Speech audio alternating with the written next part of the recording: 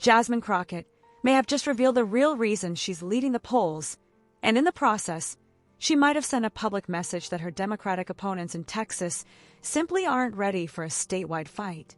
Before we break down how one interview turned into a coded warning about internal Democratic divisions, make sure you hit that subscribe button, because this moment shows why leading in the polls is only half the battle, and why Crockett is questioning whether anyone else can actually win.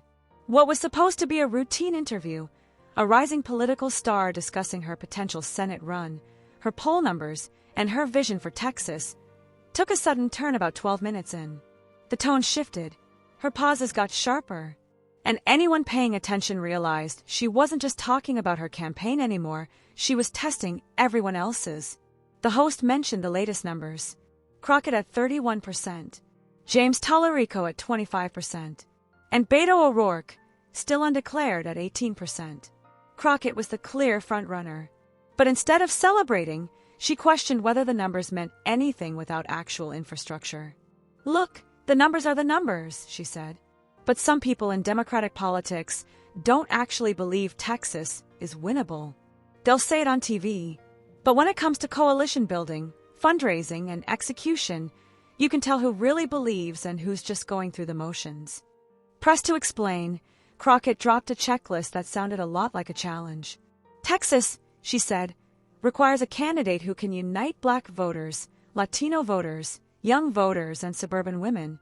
Someone who can raise the kind of money a massive state demands. Someone who can execute a statewide campaign, not just talk about it." The implication was unmistakable. Crockett meets that standard. But does anyone else? Her data-backed comments landed even harder. She pointed out that she leads among Black and brown voters, not opinion, but measurable fact, and made it clear that these coalitions don't just matter in Texas. They decide elections. Then came the moment that lit up political Twitter. Asked whether she was worried about a crowded primary, Crockett gave the usual diplomatic answer: "Primaries are healthy, competition is good," but then delivered the line that sent operatives scrambling. Some campaigns are ready for this level of intensity.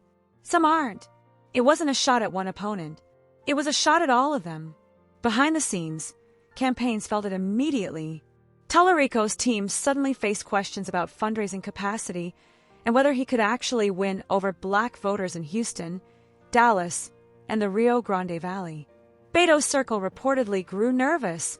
Crockett had essentially laid out every reason donors already doubted another O'Rourke run. Within 48 hours, Crockett's team dropped new data, new fundraising numbers, and new endorsements, all reinforcing the message she delivered in the interview. It wasn't just talk. She had receipts. Strategists quickly realized what she'd just done. She reframed the entire race. Without attacking anyone directly, she forced every other Democrat to prove they had the coalition, the money, and the readiness to compete. She set the terms, and now, everyone else was playing on her field. But Crockett's most strategic move was her repeated focus on Donald Trump and what he'd do on day one. She wasn't thinking like a primary candidate. She was thinking like a general election contender in the state that would feel Trump's policies first and hardest. She was signaling that the Democratic nominee can't just excite progressives or rely on name recognition from past campaigns. Texas needs someone prepared for the specific fight ahead, and she believes she's that candidate. After the interview went viral, she doubled down in a follow-up statement. "We're not just running against a Republican opponent. We're running against time.